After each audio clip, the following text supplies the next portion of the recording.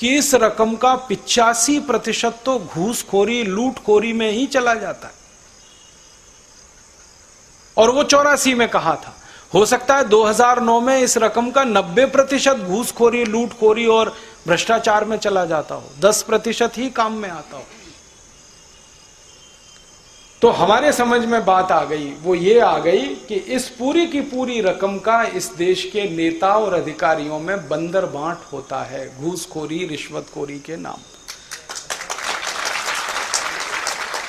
और ये बंदर बांट करने वाले नेता और अधिकारी करोड़पति, 10 करोड़पति, अरबपति, 10 अरबपति, खरबपति, 10 खरबपति होते ही जा रहे हैं।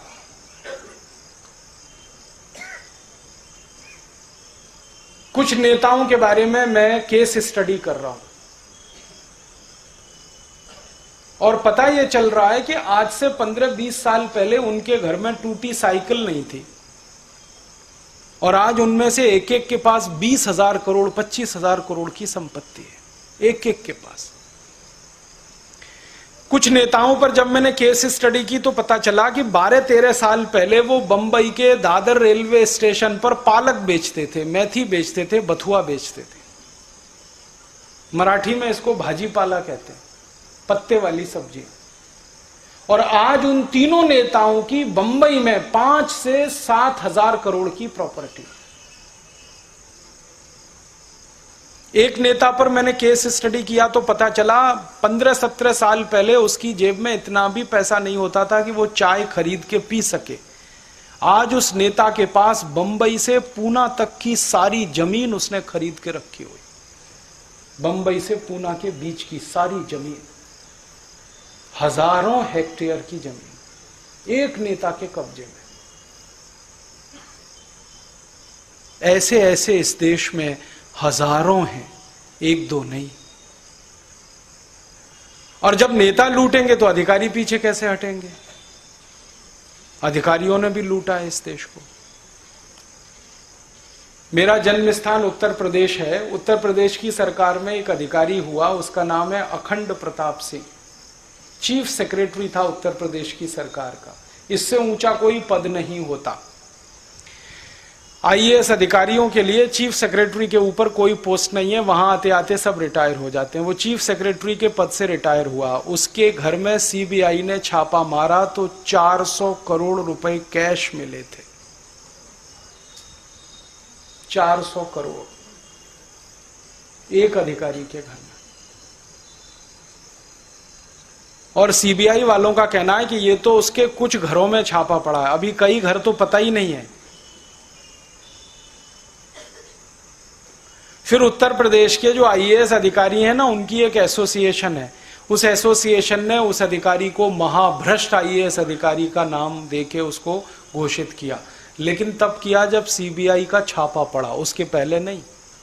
अपने नाम को बचाने के लिए। तब तक वो उसी के साथ चाय पीते थे, उसी से गपशप मारते थे। आप अंदाजा लगा सकते हैं, एक चीफ सेक्रेटरी अपनी जिंदगी में 40 साल चीफ सेक्रेटरी रहे। 40 साल, हालांकि रह नहीं सकता, लेकिन 40 साल चीफ सेक्रेटरी रहे और उसकी मैक्सिमम तनख्वाह उसको मिलती रहे और 1 रुपया भी वो उसमें से खर्च ना करे तो उसको कुल 90 लाख रुपए होना चाहिए। 400 करोड़ कहां से आया?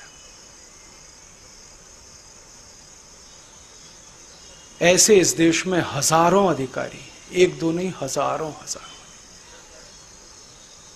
तो नेता हैं, उनके साथ अधिकारी हैं, लूट में आकंठ डूबे हुए, दोनों हाथों से ऐसे लूट रहे हैं, कल्पना नहीं हो सकती आपको।